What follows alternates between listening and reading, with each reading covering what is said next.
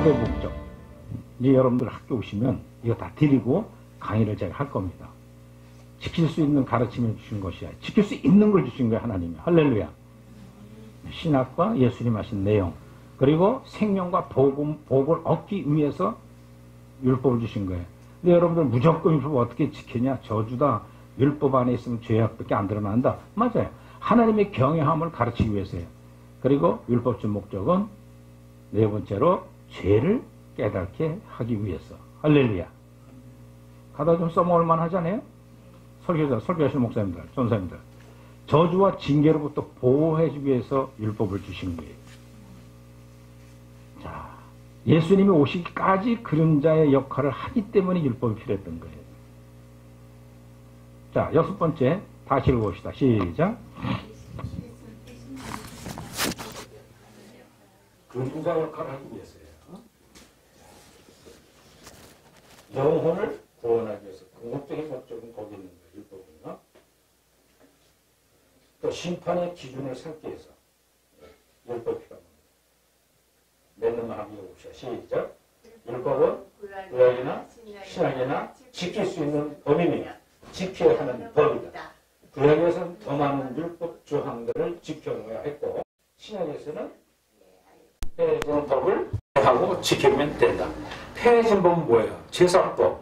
그렇죠? 제사법이 얼마나 복잡해요. 레위기 5대법 있잖아요. 제사법. 그죠? 네. 화제, 번제, 속번제, 속수제, 대수제 제사. 그 지키는 법을 따라서 이스라엘 백성은 그 지키려고 애를 썼던 거예요. 근데 그거는 예수님이 단번에 다 들여준 거. 그래서 우리 기독론에 가면 속죄 연축을 어떻게 들여줬는가?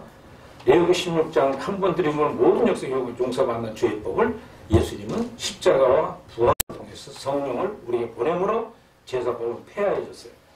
그런데 바리새인 서기관들이 찾아서 물어요. 어떻게 해야 율법을 지키겠냐? 이 문제를 해결 숙제를 푸는 겁니다. 자, 이제 여러분들 율법 주는 목적 금방 강의 끝나버렸어요. 자, 가장 중요한 게 뭐냐? 율법을 예수님이 어떻게 해석했느냐 이게 중요하잖아요. 그래 안 그래요? 그렇죠? 근데 율법보다 더 무시무시한 계명을 줬단 말이에요. 살인하지 말라. 한 형제를 미움하는 품었거든요. 뭐 했다? 살인죄. 마음으로만 미움만 해도 살인죄. 간음하지 말라. 실제 얘기했지. 나는 한 여인을 보고 음욕을 품었거든. 이미 뭐 했다? 그거 지킬 수 있어 없어요? 하루 몇 번씩 음욕 품는데. 네? 가만히 계시고 보니까 나는 안 품으는 거다. 자, 그런 법을 어떻게 지키려고 주님이 주셨는가? 그래서 예수님의 율법에 대한 그 문제를 정리해 주신 거예요. 그 정리를 우리가 알고 지나가면 못 지키는 법이지만 지키도록 도와주는 능력이 뭐냐? 내 속에는 성령의 생명의 법이 있으면 그 법이 자동 지키게 된다는 거예요. 할렐루야. 그러니까 자동 지키는데 죄는 어떻게 이기게 되느냐? 율법을 통하여. 그래서 바울은 율법에 학자였어요. 부활하신 주님이 딱 들고 나니까 내가 지키는 율법의 행위 가지고는 의롭다는 게 무섭다.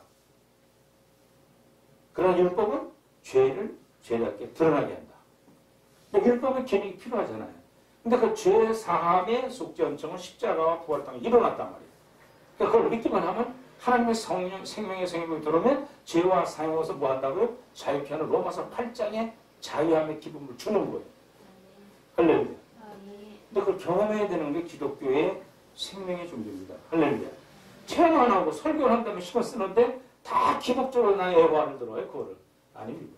로마서 7장 사도 바울이 죄에 싹슨 사망의 길을 갈 수밖에 없는 나, 율법의 행위를 철저히 지켰던 난 죄인에 불과한 나는 이제 사망을 갈 수밖에 없다고 원하는 공관 죄인인데 사망으로서 나를 건져주자 탄식했는데 하나님께 감사하고 예수 그리스도 말미암아 내가 죄 사함을 받았노니 이제는 내가 죄를 범할 일이 없다. 할렐루야. 그리고 죄를 보면 안 보면 그리고 또 죄를 범하지. 그런데 어느 날 갑자기 생명이 딱 들어오고 나니까 죄악성이 떨어지니까 마음으로 짓는 죄가 없어서 율법의 요구를 만족해 드렸다. 누가? 오신 생명의 성령이. 생명이. 할렐루야. 율법의 요구의 들음에 대해서 바울은 정확하게 설명합니다. 자, 이런 거는 영적으로 성숙되지 않으면 성경이 안 보여요. 할렐루야. 우리 정국훈 목사님 진액적인 승리로 강의하시잖아요. 그래요? 안 그래요? 그렇죠. 왜? 나이 들으면 이게 이 영적 선생들은 나이 들수록 성장되게 돼 있어요. 바울은 그런 게 있어요. 아이의 신앙이 있다면 모른다. 그때는 아이가 부모에 그냥 달라고 하고 먹고 사니까 아버지 이거 주세요, 저거 주세요, 울고 막 땡깡을 내가 줘야 안 줘요. 병 주고 약 주고 또 달래고 도망을 가 위로하고. 이게 이스라엘 백성 애굽을 떠난 광야 40년 가는 길이에요. 그래 그래요. 주님이 이 땅에 친히 오셔서 산상수훈 마태복음 5장의 산상수훈의 단계를 8복이 아닙니다. 교신앙에는 8단진보 계속 같이 진보해 나간다. 그래서 모형적 진리 이스라엘 백성들의 발달 과정과 또 예수님 오신 산상수훈의 영성. 그리고 하나는 또 뭐냐? 존 버니는 쓴 철로 역정이 이게 전후자고 짝이 다 맞아요. 이거를 사도행전에 여러분들 소개해주고 자를 다 줍니다. 저는 거저에서 거저 주라고 써요. 거저 얻었으니까 나는. 할렐루야. 그러고 왜 받냐? 내가 돈이 다 썼어 이제는. 카드 다 끝났고 그러니까 이제는 안 주면 기본으로 교수들 공모 못 주잖아요. 그래 안 그래요? 네, 어제도 김밥 하는데 교회가 돈이 없으니까 카드 긁었어. 김밥. 그 사모님도 주거라고 밤새도록 쌌고. 할렐루야. 그래도 카드를 이게 쓸 수 있는 것도 보게 되니까요. 근데 막을 만하고 신용불량 될 만한 돈이 또 있으니 갚아줘. 방광희 목사 어디 가서 늘 나한테 간증이 목사님 인덕 씁시다. 그리고 하나님 또 주죠. 믿음의 똥배짱 얼마나 좋은지 따이봉들한테 아주. 자, 그래서 율법에 대한 예수님의 요구를 어떻게 예수님 설명했는가. 이 원리를 알면요. 신구약의 율법의 정통성을 이어가게 되고 율법의 요구를 뒤려주신 예수의 십자가 부활 승천에서 성령을 받으면 이게 자동 내속이 지켜진다니까 원수 사랑이요. 할렐루야. 네? 저거 어떻게 때려잡아 죽이지 못한 판인데 어떻게 용서를 해? 오른뺨을 또 와 때려? 왼뺨을 어떻게 해? 말도 안 돼. 됩니다. 은혜와 복음이 내 속에 들어옵니다. 그런 경험도 했지 않았어요? 목사님도 기도하고 났더니 어때요? 꼴뱅이 싫은 성도는 보면 이 설교가 막혀. 아유 저거 안 하면 좋겠는데 저기 매봐서 버티고 앉아있네. 강요만 할 때나 뭐 할 때만 그냥 대들고 달라붙네. 믿음이 없고 또 교를 모르니까 그러죠. 그런 성도도 까실까실한 성도를 사랑할 수 있는 마음을 달라면 이게 은총의 종교라 줍니다. 이것이 율법의 요구를 만족했다고 바울은 얘기하고 있습니다. 자, 그거는 이제 예고 프로고요. 여러분들 구체적으로 공부하고 싶으면 오셔야 돼요? 안 오셔야 돼요? 그냥 알아서 하세요. 공짜로 준다는 거 못 오면 저는 평생 여기로 깨달은 건데. 자, 이제 시작합시다. 이거 10분 끝내. 근데 이게 이상하게 안 넘어가야지.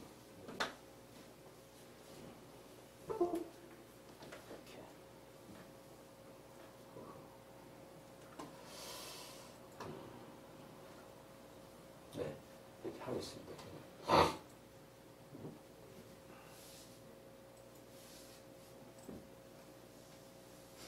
이렇게도 보이죠? 크게. 네? 안 풀어도 되죠? 어떻습니까? 잘 보여요. 괜찮죠? 네. 네. 자, 성경 좀 전에 사도행전은 요약된 교재로 첫 일부는 이론, 사도들이 뭐냐, 또 예수는 어떻게 따라다녔냐, 2부는 실제로 어떻게 거룩하게 그렇게 됐느냐, 3년 동안 안 됐어요. 오늘 본문의 말씀도 요한복음 20장에 이 성령을 쓴 목적을 얘기하잖아요. 내도 그 생명을 주고 생명을 더 풍성케 할 때 내가 왔다. 네. 그래서 생명이 들어오기 전에 제자들의 얘기 고백이에요. 그리고 생명을 주님을 소개하는 거예요. 주 예수 그리스도를 믿어 구원에 이르지만 또 생명을 주려고 왔다. 할렐루야. 그런데 마음대로 이제 깨어서 기도하라. 그럼 내가 그곳에 보내리라 성령을. 그 성령 충만을 받게 되니까 제자들 어때요?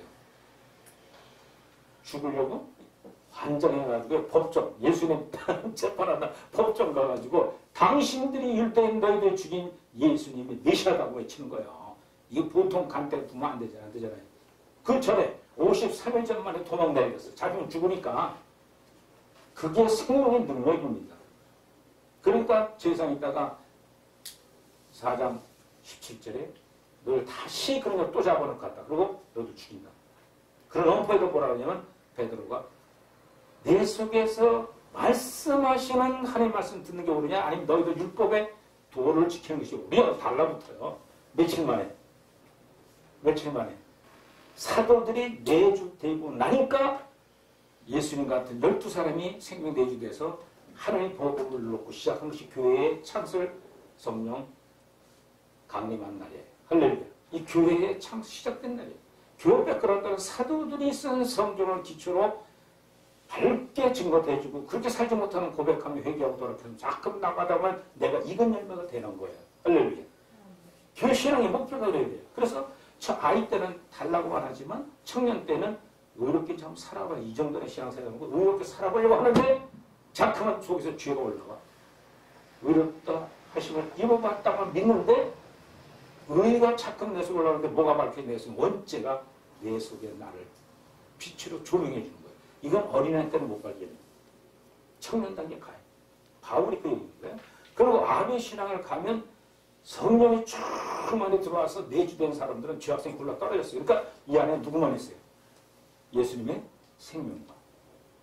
그러니까 주님의 뭐라 하든 뭐한 그분들은 장 같은 건 세상 먹고 마시는 게 하나 가치 없게 보여요. 그 무슨 가치 있어요? 그게? 천국 가는데 무슨 일이냐 그게. 연수 그게 뭘 여러분들이 기쁨을 줍니까? 보고 나면 또 기대. 뭐가 또 기대. 테레가에서 바보가처럼 멍청이 앉아가지고 그러고 하는데 거기 행복이 있습니까? 영원한 생명의 행복을 가진 사람들은 말씀 듣는데 행복사 어쩔 줄 몰라야 돼요. 그래서 바울은 로마서 1장 11절에 그 얘기 돼요. 로마인들이라고 신령한 복음을 얻어 주기를 원하지만 갈 길이 막혀서 못 가고 있구나. 신령한 복음은 자기 속에 들어온 예수 그리스도의 부활의 힘이 들어온 거예요. 자, 그런데 신령한 복음을 너희들 주려고 하는 목적은 뭐냐? 첫째, 믿음이 견고해질 것이다. 내가 그리스도의 메시아 역사를 내가 믿게 될 거다. 할렐루야. 두 번째, 안위함을 얻을 것이다. 평안과 위로함이 있을 것이다. 할렐루야. 네? 세 번째로 성령의 12가지 열매를 맺게 될 것이다. 이 얘기하는 겁니다. 주님 마지막 요한복음 15장 16장에 고별 설교에 하신 말씀 포도나무 비유를 두잖아요. 나무는 난 예수님. 거기 가지에 젖붙임 받은 자들은 포도 열매를 맺나니. 할렐루야. 그 열매는 젖붙임 받은 맺게 돼 있는 거예요. 성령의 12가지 열매가 뭡니까? 예수님의 성품이요. 하나님의 성품입니다. 사랑, 희락, 화평, 오래참, 자별, 양성, 온유와 절제인. 이거 금지할 법이 있어 없어요? 충성. 금지할 법이 없다고 해서 바로. 거기에 예수님 성품 12가지. 세 가지. 예수님은 겸손했어요. 그렇죠? 예수님은 정직했어요. 예수님은 뭐 하나 빠진 것 같아요? 용기가 있어요. 십자가 지고 죽을 용기가 있어요. 여러분들 주의 뜻의 용기가 나타나는 건 성령의 역사 아니면 못해요. 용기 없으면 어떻게 죽습니까? 용기 없으면 죽음에 중국을 왜 가요? 예? 여러분들 용기, 성령의 용기 있으니까 코로나 바이러스도 마스크 한 번도 안 썼어요. 마스크 좀 쓰라고 안 쓰시고. 내가 답답해서 벗어버렸는데. 예. 내가 믿음이 있으니까 그 용기가 있는 거예요. 그것도 걸리면 죽는 거지 뭐. 예. 근데 그거를 목숨을 주 앞에 맡겠다는 믿음을 가진 사람들은 성령의 열매를 맺혀가는 사람들이에요. 자, 그래서 12가지는 이 여러분들 교재에 또 공중에 떼어놨으면 누구든지 끌어다 쓰면 돈 안 듭니다. 예, 절대로 따지진 않을 겁니다. 그래서 오늘날 종교개혁 1517년도 된 다음부터 루터가 큰 실수한 게 뭐냐?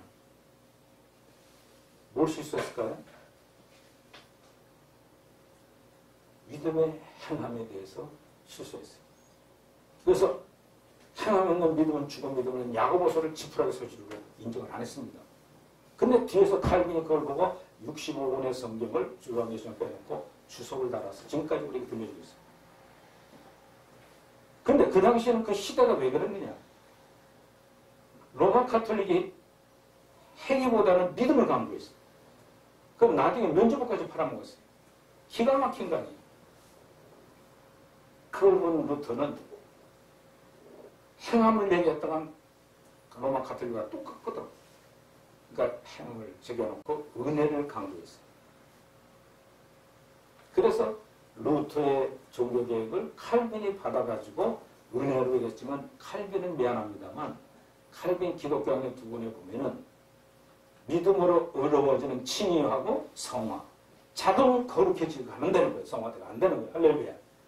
한 번에 끝나서 천국 가는 게 아니라 완전 생명이 들어오는 사람만 천국 가게 돼 있다는 거예요. 그럼 천국에 갈 생명을 득하기까지는 광야의 길을 열심히 거룩해져 나가는 순종하며 살아갈 때 빨리빨리 거룩해져 간다는 거예요. 믿습니까? 신앙의 목표가 분명히 생긴 거죠. 자, 그래서 종교에는 루터파, 또 칼빈이 했던 주장 장로교파, 웨슬리, 알미늄주의 신학을 했던 성교교단, 감리교파가 이 18세기, 16세기부터 200년 지나 또 200년 지나서 성령 오순절 역사를 주장하는 오순절파. 얼마나 이단이에요. 70년대 성경 신학 공부할 때 조용계는 이단이라고 책을 써서 서점 내놓으면 그 다음날 싹 사가요. 돈이 많으니까. 그러니까 지금은 정통이 돼버렸어요. 제가 깜짝 놀란 거예요. 조용계 이단이라고 하면 어떻게 돼요? 내가 이단이지. 근데 그거는 인터넷상에 다 나와 있어요. 기복적인 신앙. 하면 된다고 생각하는 사상. 뭐가 돼요? 주 안에서. 우리 인간이 노력으로 행위를 구원받는 게 아닙니다. 그래서 이 세기마다 이렇게 변화왔던 오늘 마지막 21세기에는 어디로 가야 될 건가? 방향을 바로 잡아야 돼요. 이제는 다 뛰어넘어가요. 얼로 초대교. 신학자 얘기할 거 없어요. 왜? 그 시대가 커지면 정통이고 적어지면 이단이에요. 속고 속았어요. 2000년 동안. 로마 카톨릭 이단이라고 대들었던 루터가 패시모가 되어 쫓겨나게 됐고 쫓겨나자마자 결혼하고 쫓겨나자마자 문제를 시비를 걸었어요. 그랬더니 로마 교황청에서 그냥 신부 자르면 안 되잖아요. 하이델베르크는 신앙 논쟁이 벌어졌어요. 근데 하면 할수록 루터파가 생기네. 성경 얘기하는 루터가 맞다. 신부 수녀가 점점 루터에게 모여들기 시작했어요. 모였는데 루터가 결혼한다네. 갑자기 신부가. 가뜩이나 당신 이단이라고 하는데 결혼이 무슨 소리야. 아니다. 난 자유하다. 할렐루야. 그래도 자기를 섬기던 수녀와 결혼하죠. 네. 그럴 때 어디가 정통이냐 말이에요. 그럴 때. 칼빈이 예정론을 펴나가니까 그게 옳다고들 칼빈 신학학문들이 옳다고는 하지만 실제로 알미니가 비평하잖아요. 그 200세기 후에 알미니주의가 생략돼가지고 종교개혁의 내지론을 주장해 나가잖아요. 그렇죠? 그러니까 혼돈 속에 오던 지금 21세기 말세에는 신학자 얘기할 것이 올라와야 돼요. 초대교회 사도들 쓴 성경을 밝히 보고 그 속에 담겨진 생명의 능력을 갖고 살아야 돼요. 할렐루야. 그래서 영성을 지향할 때, 사도들 영성을 지향할 때 생명의 성령을 죄와 사망을 구원케 하시는 능력이 그 속에 있다는 거. 그래서 구원의 양면성, 사도 바울과 야고보의 조화, 이걸 규명이 잘 되는, 즉 믿음과 행위, 은혜와 율법이 잘 조화가 돼야 됩니다. 그럴 때 구원의 도리를 명확히 굳건히 하고 온전한 구원의 삶을 제시해 줍니다. 예수 그리스도께서 이 땅에 오시기 공생의 3년 동안 12제를 택해서 진리를 가르쳐 주셨고 훈련시키고 교회의 기초로서 불러왔습니다. 이 12사들은 높은 학벌이나 좋은 가문이나 부자나 살거나 큰 권세로 명성을 갖춘 직업을 가지지 않았습니다. 그러나 주님께서는 초라하게 짝이 없는 12사들을 통해서 이 땅에 교회를 세우셨고 천국 건설 사업을 맡겼어요. 또한 그들에게 산상보훈에 비롯한 많은 영적 진리를 가르쳐 주시면서 모범적인 실천하는 삶을 저희들에게 보여줬던 거예요. 왜? 예수님은 죄악성 없이 오신 분이니까 생명을 가지고 하나님 뜻을 그대로 얘기했던 분이니까 제자들이 볼 때는 이해가 안 됐어요. 세상적인 얘기하면 예수님은 죽었다가 천국 얘기만 하는 거예요. 그러니까 이게 얼마나 이해가 안 됐어요. 그런데 그들이 마가단 앞에 생명대주 되고 나니까 이렇게 사는 것이 천국 가는 길이라는 걸 분명히 알고 행해 나갔던 것입니다. 그래서 예수님의 3년 동안 동행할 때 생명의 빛을 보았어요. 생명의 향기를 맡았어요. 그게 뭔지를 모르도록 가슴까지는 안 왔지만 생명이 딱 들어오고 나니까 맞아. 이게 생명의 기쁨의 행복이야. 그러고 나서 막 그런 성령 충만해져 죄와서 뿔을 뽑히니까 가서 제장에 대들잖아요. 죽이려면 죽여라. 너희 유대인들이 기다리던 예수 그리스도가 왔는데 메시아를 안 받아들이겠구나. 그 그래서 마태복음을 유대인들 향하여 쓰는 거예요. 입증해 주는 거예요. 계속. 그래서 마태복음을 쓴 걸 알고 마태복음을 설교하시면 좋겠습니다. 할렐루야. 아멘들 안 해요. 기분 나쁘게 생각하는데. 자, 그래서 사흘 만에 보다시 성령 받은 사도들이 교회를 시작한 겁니다. 그래서 사도로부터 시작한 이 교회는 사도들이 쓴 성경을 통해서 그 생명이 내려되는 만큼의 믿음으로 전진해 나아가라고 말씀하고 있습니다. 그런데 오늘날 율법의 행위, 인본주의, 기복주의 신앙, 믿음 만능주의 하면 된다. 철저히 무당신앙입니다. 이것도 교회에서 무당신앙을 제일 잘하고 있습니다. 그걸 보여야 됩니다. 할렐루야. 이게 안 보이면 이런 교회가 목회한다면요 실패하는 목회자고 생각해요. 천만은 그렇지 않아요. 저는 설교 딱 들으면 저분 큰 목회는 하지만 벌을 받았잖아요. 설교 들으면 알아요. 아, 저건 교회는 적지만 메시지가 단출하고 성령이 능력대로 하고 있다. 느끼게 돼 있어요. 왜? 처음부터 사도형 속의 진리를 정리하고 있으면 설교도 거기서 나오는 거니까. 할렐루야. 그 말씀을 사도들이 왜 했는가? 거기 주인공이신 예수 그리스도를 변정하게 사도행전을 시작해서 10장까지 사도 베드로와 요한이 같이 사역한 내용이잖아요. 그리고 13장부터 사도 바울이 한 내용이에요. 사역. 성령이 내주된 다음부터 바울이 한 사역. 그 바울이 하면서 제사장들 대했던 거 다 이야기하는 거. 어떻게 봐야 되냐? 오늘날 대형 교회 목회자들과 다를 바 하나도 없습니다. 할렐루야. 마태복음 7장에 전에 주님이 거짓 선지자를 조심하라. 양의 옷을 입고 나와나 속이는 늑달죄라는 일이 들었다니까. 늑달죄는 일이가 뭐예요? 돈벌이하는 목회자들, 봉급 태행하는 자들, 자기 재산 많고 아들에게 줘가지고 뒤에서 그 돈 다 빨아먹고 있는. 그럼 거짓선지자하고 참선지자 어떻게 구분하는가? 주님은 그랬어요.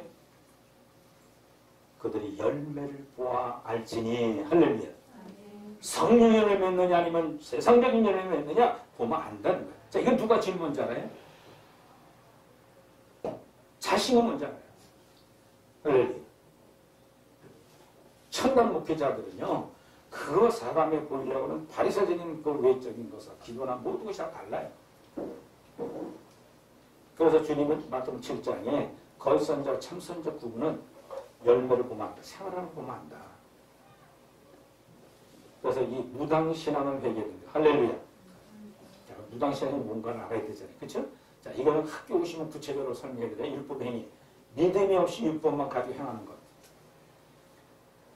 인본주의.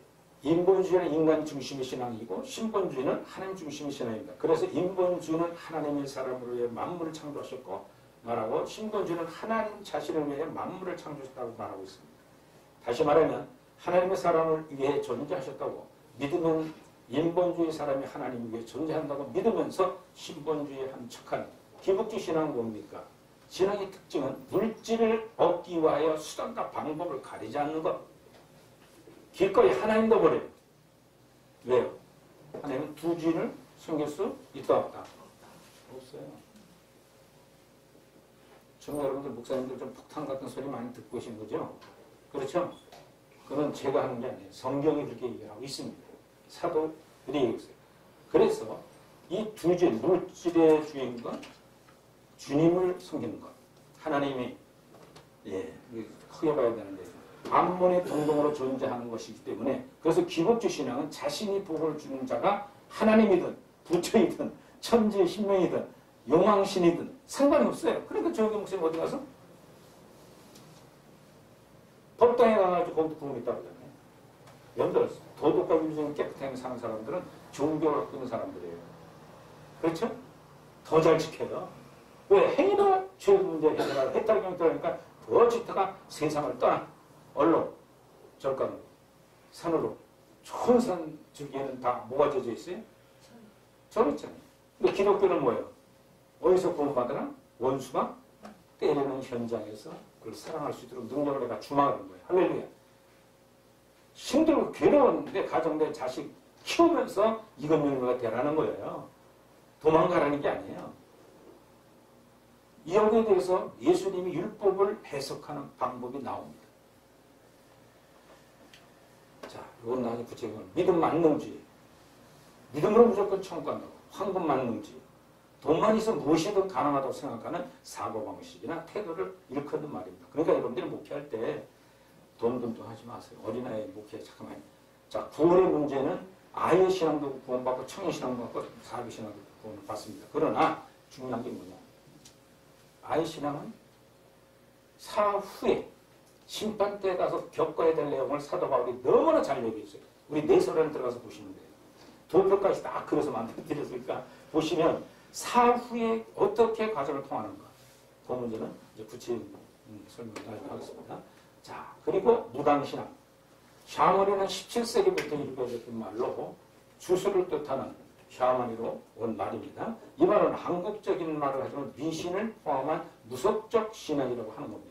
무속적이 주된 사상을 귀신을 신으로 섬기는 것인데 무속에서 귀신이란 죽은 혼령 중에서 신으로 섬기는 것인데 화를 주는 혼령과 계시를 주는 혼령을 신으로 보는 것이죠. 그래서 화를 주는 혼령을 악한 신으로 보아서 구슬해서 퇴치한다. 여기서 무당, 영매 역할을 하는 거예요. 그래서 무당신앙은 종교적 형태가 없으나 훈련, 숭배 사상을 민간신앙으로 나타나고 있습니다. 그리고 범신 사상에 흡수하고 왔어요. 그래서 무당신앙 글자로 무당들이 풍속을 말하는 거예요.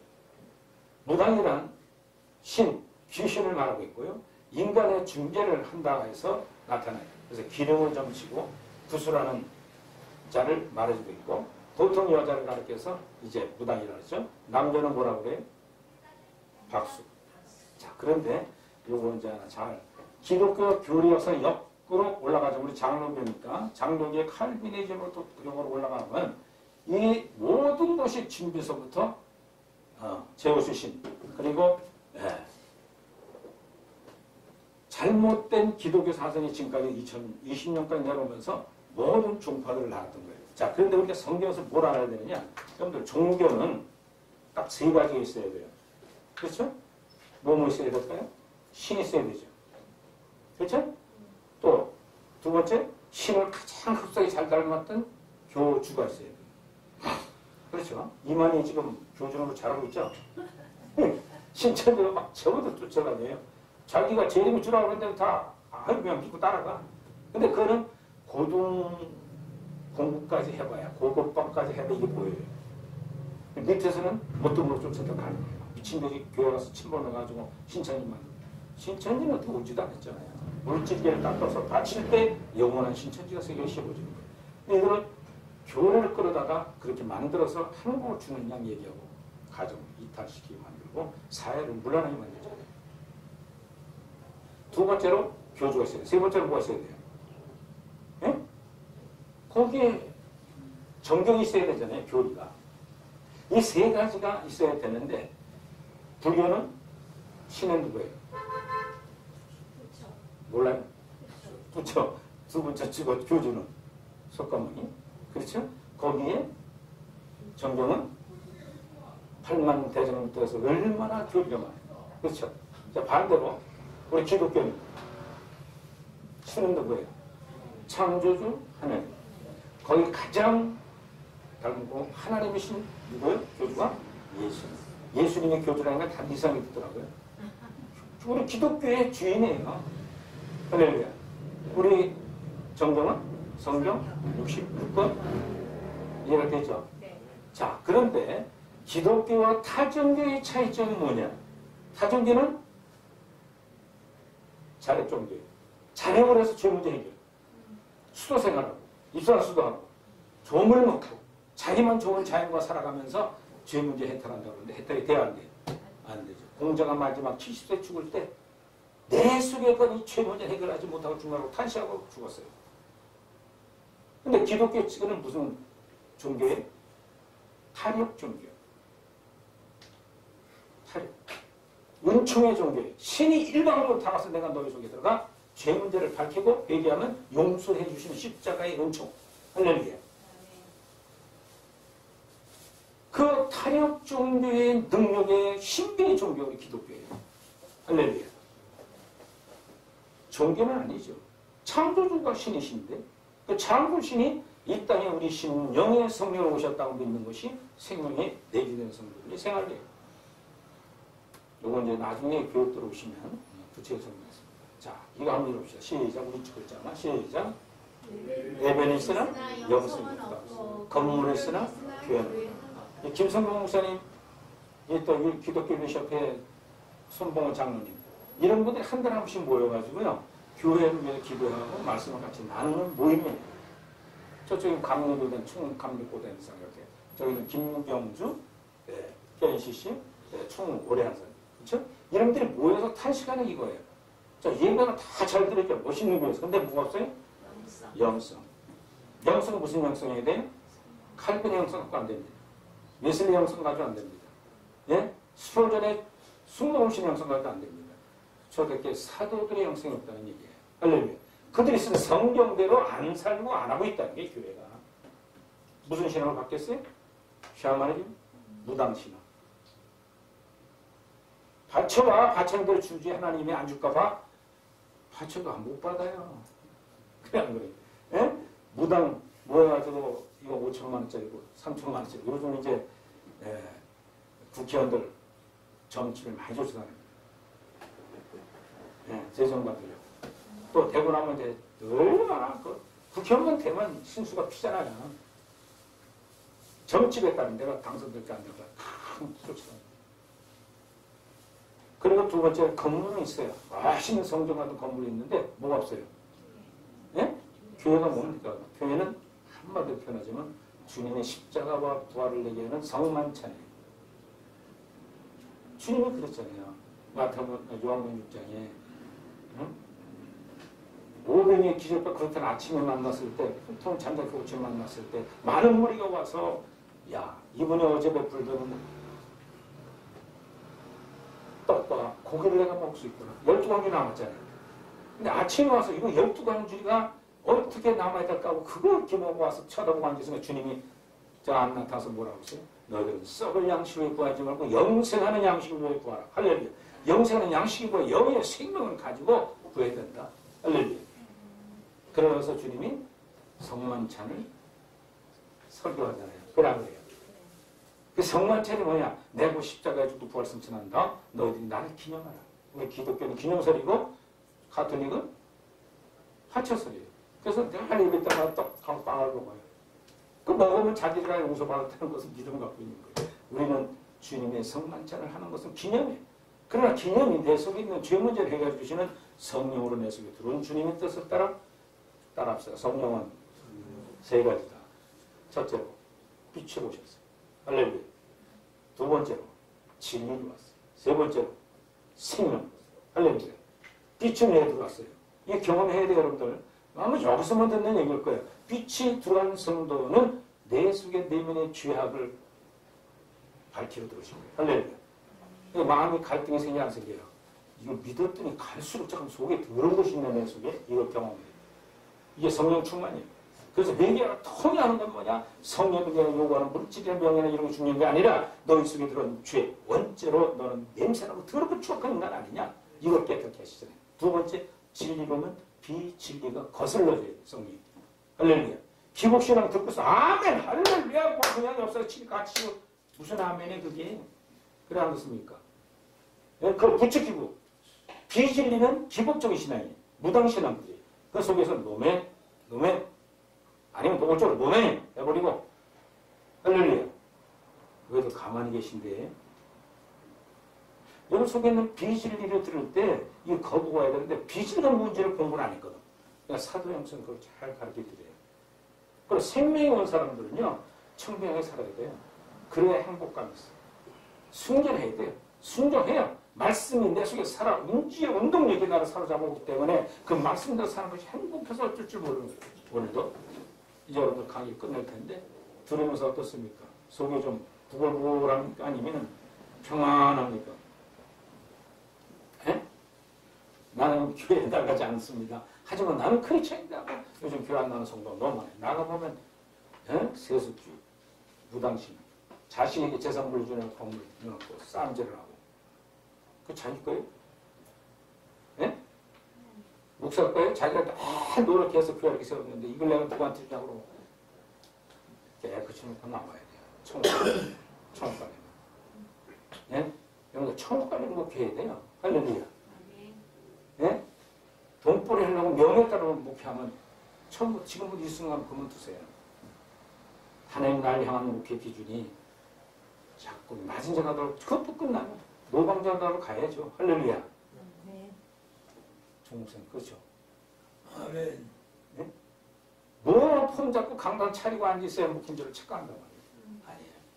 그렇지 않습니까? 여러분들 가정 목회도 하시고 많은 영혼들에게 복을 전하면서 살다가 주 앞에 가는 여러분들 되기를 바랍니다. 예수님의 진리 안에서 자유함을 얻는 경험이 있어야 돼요. 요한복음 14장 6절 시작.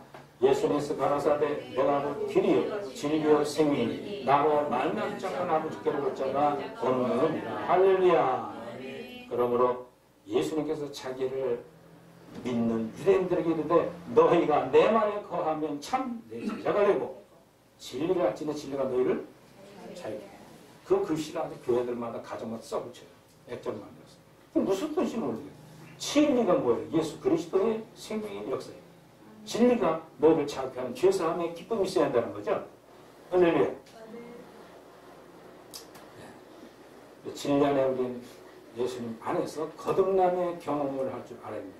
성령에서 거듭남은 요한복음 3장 3절 다시 봅니다. 시작. 예수님께 대답하여 가라사대 진실로 진실로 내주노니 사람이 거듭나지 아니하면 하나님 나라를 볼 수 없는. 누구한테 한 소리죠? 요한복음 3장. 시간이 없는데 설명은 나중에 여러분들 학교 오셔서 구체적으로 자료들로 설명해 드릴게요. 니고데모 선생이 밤에 찾아온 그에게 거듭나라. 뭐 뜻을 들었다고 됩니까? 질문투성에 막 반박에 다 유대인들 바리새인 율법서들. 네?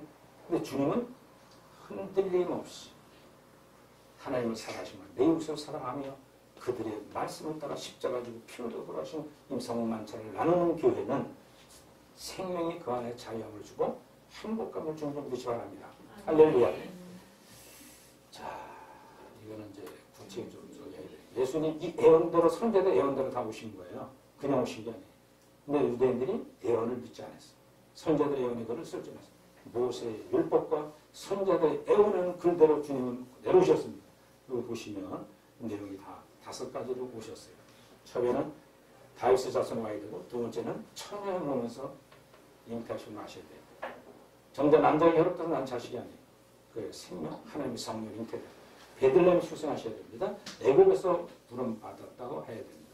애굽에서 다시 와야 되는데 이세미만 죽이기 시작하니까 애굽으로 도망가죠. 그렇죠? 도망가서 다시 여기서 부름 받은 것이 바로 예언을 이루어간 이사야 40장 3절로 5절의 예언을 뭉치하고 누가복음 1장 11절 26절에 이것을 예언하는 그대로 오신 분이에요. 거저 오신 게 아니에요. 하나님이 이 땅에 예수님 오실 때는 정확하게 예언하는 그대로 말씀의 빈 하나도 조금도 변함없이 오셨던 분인 걸 우리가 알 수가 있습니다. 자, 이 신칭이 이거 500주년 기념할 때 장로교 신학자들과 큰교 목사들이 모여서 연동교에 모여가지고 심포지움을 했어요. 미래교회 포럼에서 했어요. 그때 다시 읽어봅시다. 시작. 이 신칭이 이 시대의 면제군요. 500년으로 돌아가서 면제를 파는 로마 카톨릭과 똑같이 해줬다는 거예요. 그걸 신학자들이 보수 신학자들이 탄식하고 나와서 입에 거품을 설교했어요. 오늘 이 한국교회 망했다.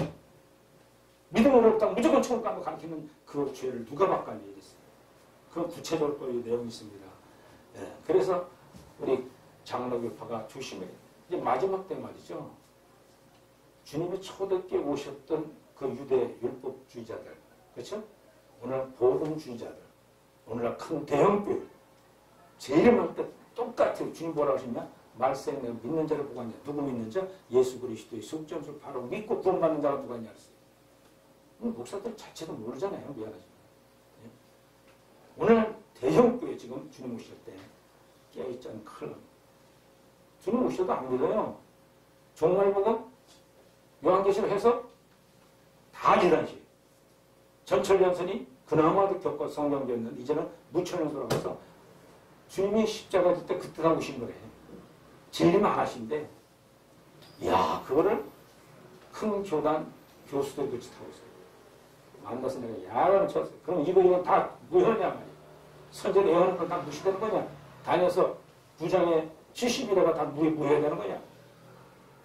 정체를. 아주 뭐 이상하게 해석을 다 하는데 이걸 또 워낙 신학에서 가르쳐요. 무천수. 최갑종 백석대학 총장이 호주 시드니에 가서 알바로 시드니에 가서 신학 강의를 같이 할 때 저하고 집사람하고 거기 두 교수하고 일주일에 같이 이제 강의 끝날 때 있었어요. 저는 토요일 끝난다면 뭐 이런 식으로 다 했는데 그거 앉아서 토론했어요. 당신 보수신학 어? 부산에 그 신학을 졸업하고 미국 가서 석사 박사하고 나왔는데 무천년이 무슨 소리야? 자기 신학 다닐 때 멍하게 공부했고 들어가서 미국 가서 석사 박사하고 나니까 무천년째 맞더라는 거예요. 현대 신학이 그렇잖아요. 그래가지고 죄송하면 그 창설자의 종이 되어버렸어요. 비유 잘 맞춰야 오겠으니까 돈벌이 하니까. 여러분들 내가 하나님 앞에 온전한 기준이 진리가 있어야 비질을 거부하고 싸울 수 있잖아요. 순종할 수 있잖아요. 할렐루야. 비질이 나면 막 자기 고집, 자기 따르는 무리, 강하게 소리치는 거 있는 점 혼자 다 보면서 말이에요. 본인이 큰일하는 것처럼 착각하지만 천만이에요. 주님은 그런 데 있지 않습니다. 나라 공원이 아니에요.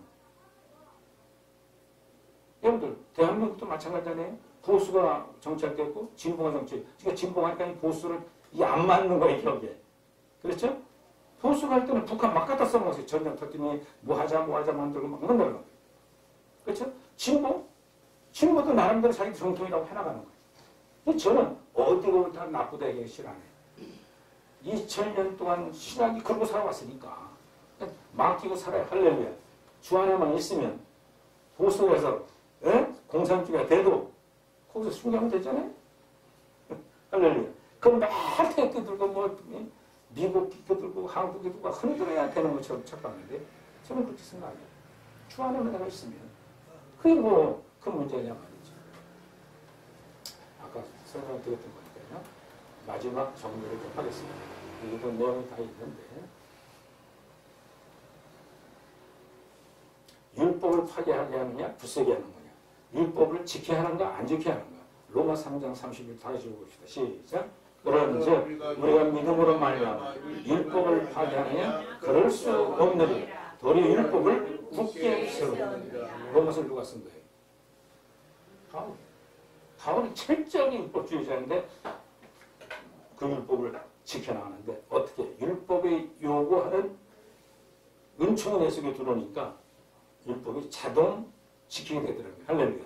그래서 여러분들 교시등 이긴 자 되신 분들 그분들은 철저히 계명대로 삽니다. 하나님 사랑과 이웃 사랑에 대한 온전함을 가지고 살아가요.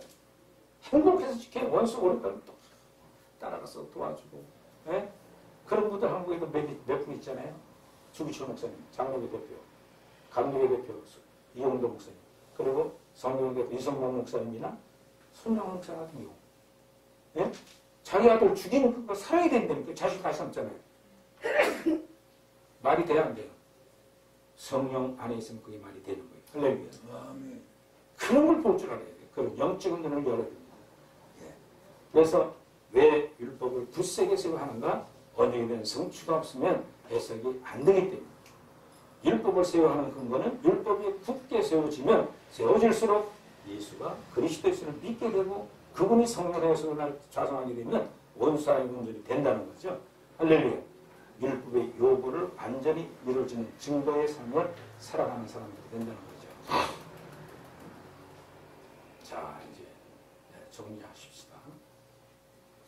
자, 누가복음 11장 1절 다 하시겠습니다. 시작. 예수님께서 하는 곳에서 기도하시고 마치심에 제자 중 하나가 어찌 오며 주여 요한이 자기 제자에게도 기도를 가르치고 같이 우리에게도 가르쳐 주옵소서. 여러분들 예수님 안의 기도는요 달라갈 거 없어요. 할렐루야. 현재 주신 것만 누리고서 행복하고 감사할 뿐이잖아요. 그래 안 그래요? 근데 뭘 주심을 해보았다? 성경 그 역절형 1% 기복장이 없어요. 미안하지. 내 속에 오고서 내가 주님이 지금 현재 생활 받은 게 더 많잖아요. 달라는 것보다 이게 성숙된 그리스도인들이 목회자들이 해야 되는 일이에요. 설교도 그런 거 하면 안 돼요. 기복적인 거. 뭐 이렇게 했더니 이렇게 하다 11조 드렸던 건 안다. 정말 이 기도가 무엇인가에 대해서 또 나중에 설명을 강의 오시면 또 제적으로 우리 방광문 목사님 하시고 학자님과 기도 성령 기도 좀 하기로 했습니다. 자, 율법 오신 보고 자 마지막 우리 사도행전 8번째 가면 구원론 있습니다. 구원은요 오늘 어느 분이 이 구원은 말씀대로 지키고 살아야 되는데 뭘 지키면 지옥 간다고 노골적으로 타박해요. 예? 원사는 못해? 너 지옥 가. 이렇게 막 설교하는 구원론 같은 사람들이 많아요. 근데 어린아이 신앙이 때는요 이렇게 아이 짓해요 하나님한테. 할렐루야. 그리고 다 성경 구절에서 요한일서 2장 12절 14절 아이들이 지나서 청년 신에 아비 신앙으로 성숙해야 한다. 요한일서 누가 썼어요? 사도 요한. 고린서 3장 1절 아이 신에서 신령한 자까지 성숙해 나가야 된다. 그러면 아이 신앙에 머물다 죽으면 지옥 가는? 아닙니다. 나머지 영계에 들어가서 그걸 완전히 터득하고 신옷 입고 죄악성인 뿌리가 뽑히고 신옷 입어야 천국 들어갈 자격득해. 그렇게 되면 천국은 죄에 있으면 못 들어갑니다. 죄 특급 맞춰서 거기다 주님이 수고했다고 세마포 입혀줘요. 세마포 입으면 자기 상급에 오셔요. 천국. 할렐루야. 이런 소리 처음 들어보죠? 처음 들어보죠? 성경이 다 있어요. 그래서 아이 시골에서 쓴 13, 15절에 아이 신앙에서 장성까지 가라 목표를 제시했어요. 어린아이 신앙에서 온전한 사람이 되라고 했어요. 부르시고 친애하시고 득 읽고 영화 부활의 한까지 로마서 8장 19, 30절 잘 읽고 우리가 써봤잖아요. 오늘도 학자님이 설교하셨죠. 그렇죠? 합력하여 선을 지른다. 뭘 합력해 선을 이루어요? 네. 네? 주님의 말씀에 뜻대로 합력해질 때 여러분 속에는 성령 기쁨을 주고 위로해주고 성숙해 가게 된다는 거예요. 그래서 우리 신앙의 목표를 분명히 이 사도행전에서는 제시해 줍니다. 그러니까 어린아이 신앙에다 죽어도 천국 가요. 할렐루야. 공간을 협박천대 끌려가지 마세요. 현업에 끌려가지 마세요. 주님은 나를 향한 뜻이 있으면 그 뜻대로 살아가며 성장할 수밖에 없다는 거. 그 성의 기록은 아까 말씀드린 것처럼 율법의 모세율법과 선지자들이 예언했던 거예요. 성문서, 시편, 잠언, 전도서에 이 성문서를 가지고 하나님이 감동된 말씀되기 때문에 생명의 길로 가느냐 사망의 길로 가느냐 두 갈래 끼는 게 성경에 요구하는 바입니다. 아담 안의 모든 죄들은 죽은 것 같이 예수 그리스도를 통하여 생명이 됐어요. 모두가 생명이 얻게 될 것을 약속하고 우리에게 주는 겁니다. 자, 그래서 예수 그리스도는 생명을 주신 분, 우리를 살려주는 분, 생명의 근원이 되신 분인 걸 믿어야 돼요. 지금 생명의 특질이 안 나타난다고 지옥 갈 자라고 막 엎어주고 말이에요. 공갈 협박치는 이단 교주들은 끌려다니면 안 됩니다. 그는 타락한 구원론을 증거하는 사람들이 항소거든요. 그걸 사도행전에서 분명히 성경대로 얘기해주고 있어요. 자, 하나님 인간에게 주신 최고의 선물은 뭐냐? 예수님이 생명을 우리에게 주신 거. 할렐루야. 구약, 창세기, 출애굽기, 레위기, 민수기, 모세, 오경의 구원의 도리가 다 있어요. 할렐루야. 근데 그 중에 가장 중요한 게 신명기 3장 19절 다 같이 읽어봅시다. 시작. 내가 오늘 하늘과 땅을 불러 너희를 주물을 삼느라 내가 생명과 사망과 복과 저주를 내 앞에 두었은즉 너와 내 자손이 살기 위하여 생명을 택하고. 할렐루야. 이게 모세오경의 팩트의 성경 구절이에요. 딴 건 다 못해도 이걸 외우시면 여러분들이 생명의 기쁨이 넘치게 될 줄 믿으시기 바랍니다. 마태복음 10장 이게 요약이에요. 복음의 요약. 그런데 거기 욕점이에요. 마태복음 7장 13, 14절 시작. 조문으로 들어가라. 멸망을 인도하는 문은 크고 그 길이 넓어요. 그리고 들어가는 자가 많고 생명을 인도하는 문은 좁은 길이 협작하여 찾는 이가 심히 적어요. 적습니다. 어떻게 보냐면 100명 중에 97, 8명만 넓으니까 예수님 믿긴 믿어요. 지옥 가기 싫으니까. 그런데 2, 3명, 3명 되는 사람들은 철저하게 좋은 길 가며 밝은 빛 7년에 살라고 애를 쓰는 건 뭐냐? 속에 생명을 바로받은 사람들이에요. 바로받지 못한 사람들은 안 됩니다. 그래서 누가복음 13장에 가보면 그렇기 때문에 좁은 문으로 들어가기를 힘써야 된다. 힘써야 한다는 건 뭘 위해서 힘쓰냐? 생각해 보세요. 응? 힘쓰라고 했어요. 그럼 구원은 행위냐? 이게 질문할 수 있잖아요. 그렇죠? 믿음인데. 왜 힘써야 되냐? 이거 아주 오늘 가장 중요한 겁니다. 왜 힘써야 될까요? 여러분들 한번 생각해 보세요.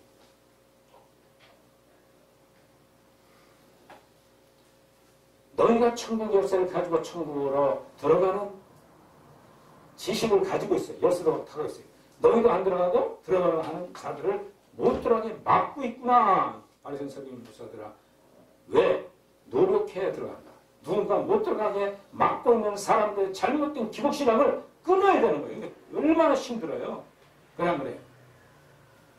교회 나와서 기복적인 신앙이 복받으러 나왔는데 그게 아니라고 하는데 자기 속에 갈등이 있는 거예요. 이것을 끊는데 고통이 따르게 된다는 거예요.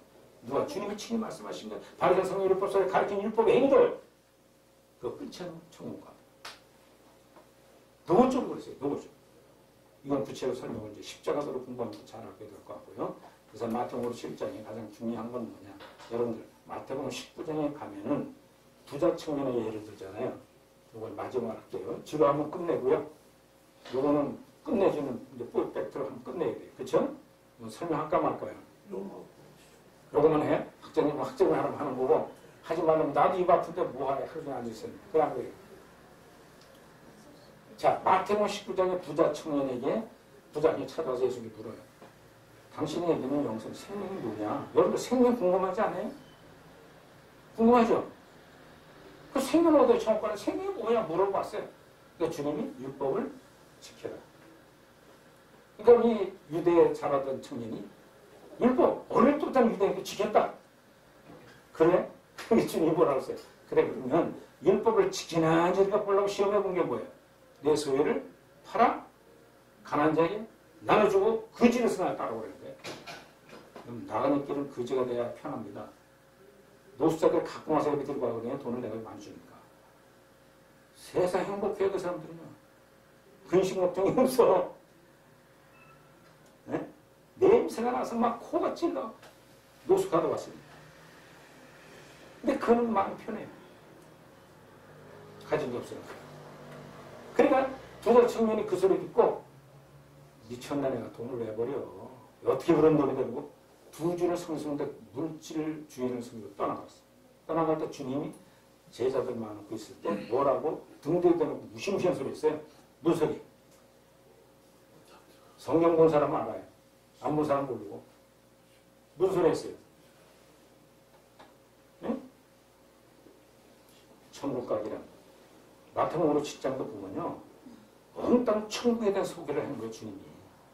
우리 천국 가는 게 목적이 되어야 돼요. 할렐루야.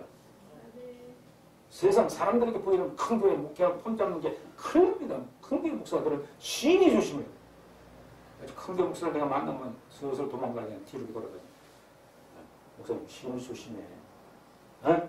그 부에 당신은 두 주인 중에 주님을 섬기는 건지 아니면 청정하지 못하고 그 사람을 조심해. 천국 가기라는 마치 낙타가 어디? 가능한가요? 불가능한가요? 불가능하잖아요. 낙타가 반기 보는 건 더 어렵다는 거예요. 더. 여러분들 천국 소개하잖아요. 설교하잖아요. 어떻게 합니까? 설교.